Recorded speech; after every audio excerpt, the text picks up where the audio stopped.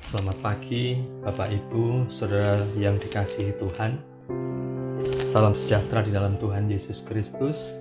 Kembali pada pagi hari ini kita akan merenungkan firman Tuhan yang akan saya ambil di dalam Mazmur 94 ayat 16 sampai 23. Tetapi saya tidak membacakan semuanya, namun hanya di ayat yang ke-19.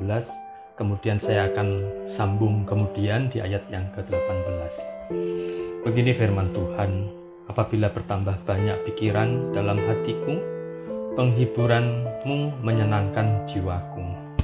Bapak Ibu yang dikasihi Tuhan, tentu kita menyadari bahwa diri kita itu sangatlah terbatas.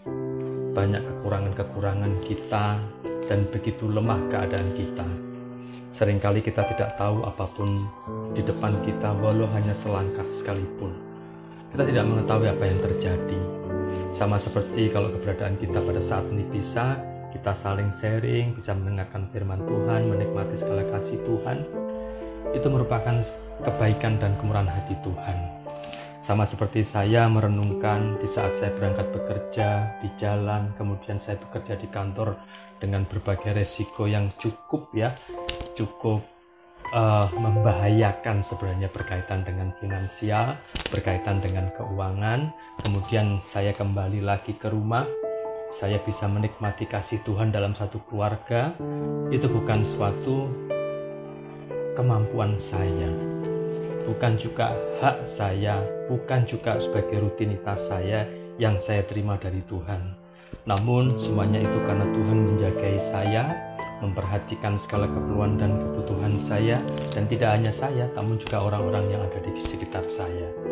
Demikian saya akan menyampaikan suatu artikel Bapak Ibu yang cukup menarik. Jadi artikel ini menggambarkan seseorang pendiri China Inland Mission. Nah, beliau bernama Hudson Taylor yang hidup di tahun 1932 sampai 1905. Nah, dia seorang pelayan Tuhan, dia seorang hamba Tuhan yang sangat luar biasa. Akan tetapi, pada masa pemberontakan Boxer yang ganas itu di tahun 1900-an, banyak sekali hamba-hamba Tuhan itu yang ditangkap dan dibunuh.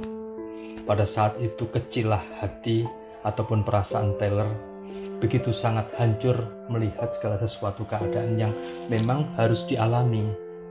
Dalam ketidakberdayaan itu kondisinya semakin menurun, kesehatannya semakin menurun, dan dia tidak bisa berbuat apa-apa. Hatinya begitu hancur, kesehatannya begitu rapuh. Menjelang akhir hidupnya ia menulis begini surat yang disampaikan. Saya begitu lemah sehingga tidak bisa bekerja. Saya tidak bisa membaca Alkitab, bahkan saya pun juga tidak bisa berdoa. Saya hanya bisa berbaring, diam di dalam pelukan Allah yang Maha Tinggi, sama seperti kanak-kanak di dalam pelukan bapaknya. Kita perhatikan bahwa keadaan Hudson Taylor yang begitu kuat ada di dalam kehidupan yang mengandalkan Tuhan, bahkan dia bekerja untuk Tuhan, itu mengalami masa-masa yang sangat tidak berdaya. Kenapa? Karena dia memperhatikan kok banyak sekali penginjil-penginjil yang ditangkap dan dibunuh. Keadaannya menjadi begitu sangat mendukakan jiwanya. Tapi ingat bahwa Allah tidak tergantung sekitar kita, tidak tergantung keberadaan kita. Kasih Allah adalah kasih Allah itu sendiri. Maka dalam posisi seperti itu, Taylor hanya berbaring di dalam pelukan Allah yang Maha Tinggi. Dia mengalami suatu ketenangan, mengalami suatu ketentraman, dan tidak ada lagi yang bisa dia katakan.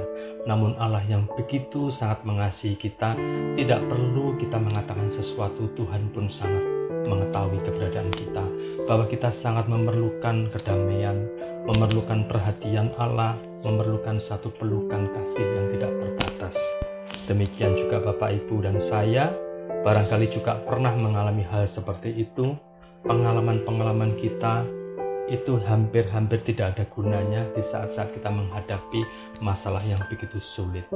Beberapa saat yang lalu, tempat saya bekerja itu diumumkan bahwa ada beberapa karyawan yang harus dipensiunkan.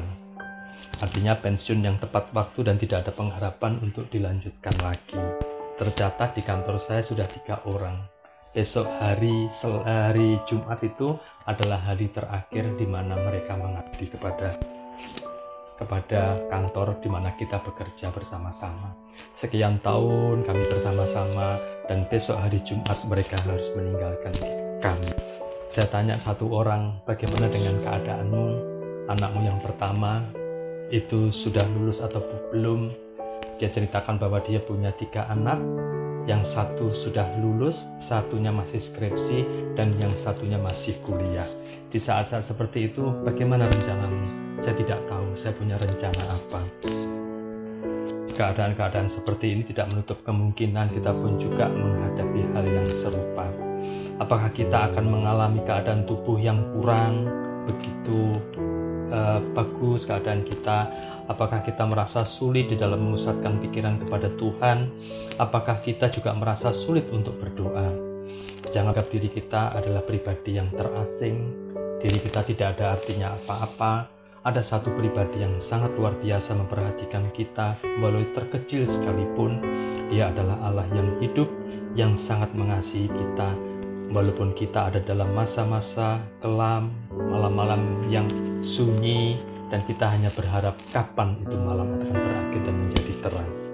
Kita hanya memerlukan satu pribadi yang menjadi Bapa surgawi kita. Kita tidak perlu mengatakan apapun, sebab seorang Bapa yang memberi penghiburan tidak mengharapkan anak berbicara banyak.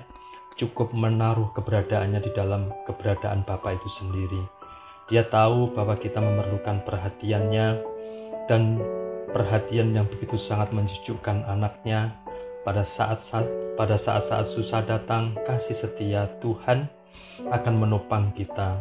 Hal itu ada di dalam Mazmur 94 ayat 18. Begini firman Tuhan, ketika aku berpikir kakiku goyah, maka kasih setiamu ya Tuhan menyokong aku. Demikian keadaan diri kita percayakan kepada Tuhan di dalam masa-masa yang seperti apapun. Ini keadaan masa yang sangat sulit buat Indonesia, bahkan sudah diambang krisis Bapak Ibu. Kalau dulu volume tempat kami bekerja itu enak, normal, dan harus bekerja dengan sungguh-sungguh, belakangan ini transaksi sudah mulai menurun. Begini, apabila hanya Allah yang tersisa dalam diri kita akan tahu bahwa Allah cukuplah bagi kita. Keberadaan Allah dalam hidup kita menjadi satu pribadi yang membesarkan hati kita dan menjadi tempat kita bergantung. Demikian Bapak Ibu, renungan yang saya sampaikan. Mari kita berdoa. Bapa di surga, terima kasih untuk segala keberadaan Bapa dalam hidup kami. Kami sangat mensyukuri kami ada di dalam kasih Bapa yang tidak pernah berubah, tidak bergantung kepada sesuatu, bahkan tidak bergantung pada diri kami. Bapa adalah Allah yang hidup, Allah yang kekal, Allah yang mengasihi kami dengan tidak pernah bergeser sedikit pun.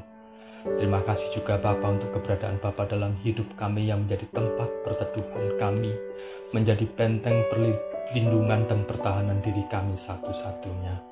Terima kasih Bapa untuk renungan dan firman Tuhan yang Bapa sampaikan pada diri kami. Kiranya ini pun menjadikan sarana di mana kami mendapat kekuatan yang baru. Kami berdoa juga Bapa di dalam Tuhan Yesus Kristus memberkati setiap pendengar, memberkati setiap anak-anak Tuhan yang hari ini akan memulai segala aktivitasnya. Memberkati apapun yang dikerjakannya, Bapa menjadikan berhasil. Oleh karena kasih Tuhan Yesus, oleh karena penyertaan Roh Kudus. Terima kasih Bapa di surga, Bapa di dalam Tuhan Yesus, Bapa di dalam Roh Kudus. Dengan bersyukur berterima kasih penuh pengharapan, kami berdoa di dalam nama Tuhan Yesus Kristus. Amin.